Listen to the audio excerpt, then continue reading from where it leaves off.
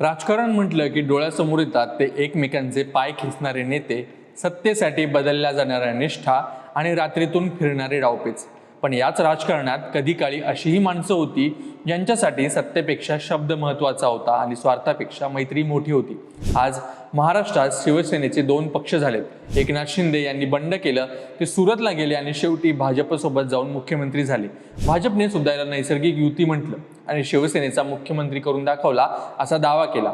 आणि पुढील ज्या घडामोडी घडल्या ते संपूर्ण महाराष्ट्राला माहितीच आहे. पण तुम्हाला माहिती आहे का की बरोबर 30 वर्षापूर्वी असाच एक प्रसंग आला होता जेव्हा गुजरातच्या खुर्चीवर शिवसेनेचा मुख्यमंत्री बसवण्याची सुवर्ण संधी खुद्द बाळासाहेब ठाकरे यांच्याकडे चालून आली होती. भाजपचा एक मोठा नेता मातोश्रीवर येऊन पदरात पडला होता, पण बाळासाहेबांनी जे उत्तर दिलं त्याने भारतीय राजकारणाचा इतिहासच बदलला असता. नक्की काय घडलं होतं? 1996 साली असं काय झालं होतं? बाळासाहेबांनी भाजपला शह देण्याची ती संधी का नाकारली? आज आपण याच ऐतिहासिक किस्साचा कच्चा चिट्टा उलगडणार आहोत. व्हिडिओ शेवटपर्यंत पहा, कारण सांगतोय लीलाधर. लक्षपूर्वक ऐका कृपया माहितीसाठी. गोष्ट सुरू होते 95च्या गुजरात विधानसभा निवडणुकीपासून. गुजरात हा जसा भाजपचा बालेकिल्ला आहे, त्याची पायाभरणी ज्या नेत्यांनी केली त्यात एक नाव सर्वात वर होतं, ते म्हणजे शंकरसिंह वाघेला. गुजराती जनतेत बापू म्हणून ओळखल्या जाणाऱ्या वाघेला यांनी जनसंघापासून भाजपला मोठं केलं होतं. 95 मध्ये जेव्हा भाजपने गुजरात जिंकलं तेव्हा वाघेला यांना खात्री होती की आता मुख्यमंत्री आपणच होणार. पण राजकारणात जे दिसतं तेच होतं असं नाही. दिल्लीतून सूत्र फिरली आणि केशुभाई पटेल यांच्या गळ्यात मुख्यमंत्री पदाची माळ पडली. इथूनच गुजरात भाजपमध्ये ठिणगी पडली. असं म्हटलं जातं की केशुभाईंना मुख्यमंत्री करण्यात त्यावेळी नरेंद्र मोदींचा खूप मोठा वाटा होता.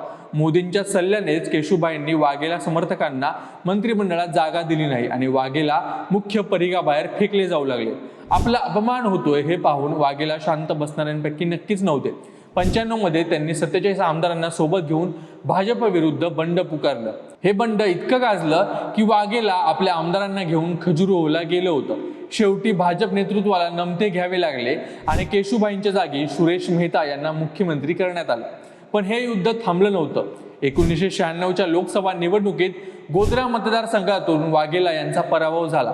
वाघेला यांना वाटलं की हा पराभव आपल्याच पक्षातील लोकांनी घडवून आणलाय. चिडलेल्या वाघेला यांनी पुन्हा एकदा बंडाचं अस्त्र उपसलं. सप्टेंबर 96 मध्ये ज्यांनी 46 आमदारांसह भाजपवर थेट घाला घातला. सुरेश मेहतांचं सरकार अल्पमतात आलं. केंद्रातल्या देवगौडा सरकारने ते बरखास्त केलं आणि गुजरातमध्ये राष्ट्रपती राजवट लागू झाली. आता वाघेला यांना गरज होती एक भक्कम पाठिंब्याची. वाघेला यांना माहित होतं की महाराष्ट्रात शिवसेना भाजप युतीची सत्ता आहे, पण बाळासाहेब ठाकरे हे आपल्या शब्दाचे पक्के आहेत.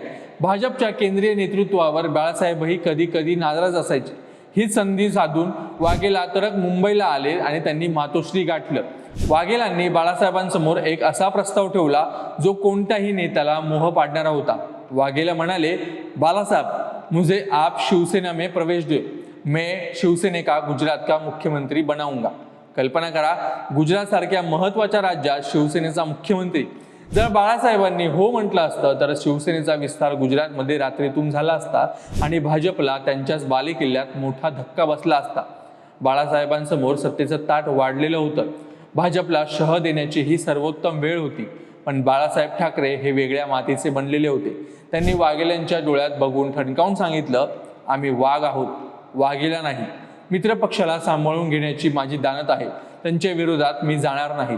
बाळासाहेबांनी स्पष्ट केलं, जरी भाजप आमच्यासोबत काही मतभेद असले तरी त्यांचा घरगुती वाद फोडून मी माझा मुख्यमंत्री बसवणार नाही. मित्रधर्माला जागून बाळासाहेबांनी तो प्रस्ताव धुडकावून लावला. राजकारणात जिथे एका आमदारासाठी घोडेबाजार होता तिथे बाळासाहेबांनी स्वतःच्याच पक्षाचा मुख्यमंत्री होण्याची संधी नाकारली, कारण समोर मित्र उभा होता. बाळासाहेबांनी नकार दिल्यानंतर वाघेला यांनी राष्ट्रीय जनता पक्ष स्थापन केला. ऑक्टोबर 96 मध्ये त्यांनी काँग्रेसच्या पाठिंब्यावर मुख्यमंत्रीपदाची शपथ घेतली.